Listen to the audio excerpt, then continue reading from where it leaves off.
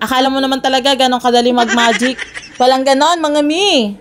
So, ayun na nga, mga mi. Andito na naman ako. So, araw-araw na talaga tong pag-mini-vlog ko. For today's mini-vlog nga, mga mi, ay papakita ko nga sa inyo kung paano ko pagandahin yung aking table, mga mi. So, nakikita nyo naman. So, ganyan lang siya ka-plain, mga mi.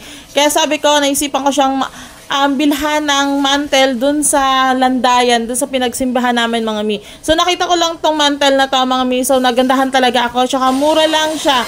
Mura lang din talaga mga bilihin doon. So, napabili ako ng 3 yarda. Sinusubukan ko nga dyan, mga mi, yung ihahagis mo, yung ilalagay mo, then, ayan, mailalagay mo na. Pero talaga, mga mi, reality, wala talagang ganon. Kailangan mo talagang paghirapan.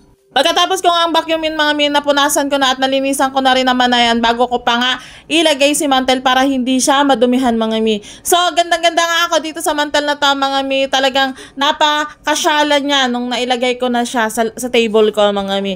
O, diba? Simpleng-simple lang nailagay ko na talaga. Napaganda ko na talaga yung lamesa ko, mga mi. So, sabi ko bago mag-New Year, bago magbagong taon is maganda-ganda naman yung table ko. Tapos, nagpabili lang din ako sa kapatid ko ng 3 yarda din, mga mi, ng plastic cover para hindi siya nadudumihan. So, ayan na nga, finished product natin. Finished product. So, ayan lang, mga mi. See you in my next vlog.